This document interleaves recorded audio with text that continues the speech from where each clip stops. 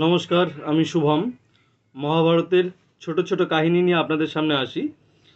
তো বিচিত্রবীর্যের মৃত্যু হওয়ার সাথে সাথে কুরু বংশের যে একটা সম্ভাবনা ছিল সন্তান আদি হওয়ার, সেই সম্ভাবনাটাও নিভে যায় এবং সত্যবতী, যিনি কিনা বিচিত্রবীর্য এবং চিত্রাঙ্গদের মা, এই দুই সন্তানকে হারিয়ে সত্যবতী অকুল জলে ভাসলেন। এই সময় তখন তিনি ভীষ্মকে বললেন, দেখো, তুমি যে প্রতিজ্ঞা করেছো সেই প্রতিজ্ঞা ভুলে যাও। এখন তুমি একটা কাজ করো, এই দুই যে ভাতৃপত্নী আছে এদের তুমি বিবাহ করো। সত্যবতী তার সৎ ছেলে ভীষ্মকে যে কথাগুলো বললেন সেগুলো আমি আপনাদের পড়ে শোনাব।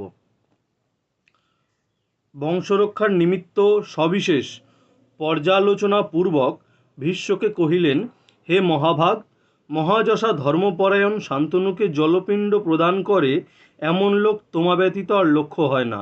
কেবল তুমি তার অদ্বিতীয় আশাভাজন। তোমাতে ধর্ম অবিচলিত রূপে নিত্য বিরাজমান রহিয়া আছে। তুমি ধর্মের যথার্থ তত্ত্বজ্ঞ ও নিখিল বেদ বেদাঙ্গ পারদর্শী।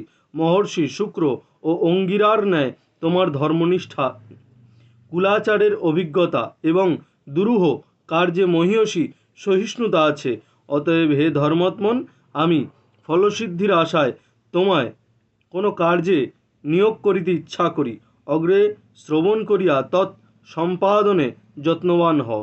হে পুরুষর্ষভ, তোমার প্রিয়তম ভ্রাতা পুত্রবিহীন হইয়া অকালে পরলোক যাত্রা করিয়াছেন।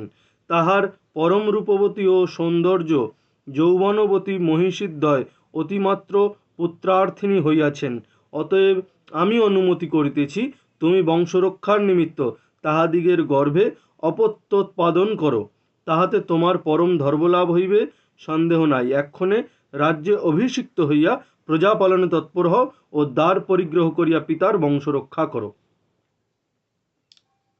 এরপর ভীষ্ম বলছেন, হে মাতো, আপনি ধর্মোপদেশ প্রদান করিয়াছেন যথার্থ বটে, কিন্তু অপত্যোৎপাদন অর্থাৎ সন্তান জন্ম দেওয়ার বিষয়ে আমি যে প্রতিজ্ঞা করিয়াছি তাহা কি আপনি বিস্তৃত হইয়াছেন?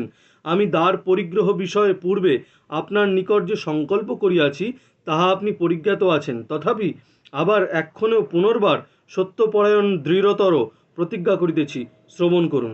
আমি ত্রৈলোক্য পরিত্যাগ করিতে পারি, ইন্দ্রত্ব পরিত্যাগ করিতে পারি, এবং ইহা অপেক্ষাও যদি কিছু অভীষ্টতম বস্তু থাকে তাহাও পরিত্যাগ করিতে সম্মত আছি, কিন্তু কদাচ সত্য পরিত্যাগ করিতে পারিব না।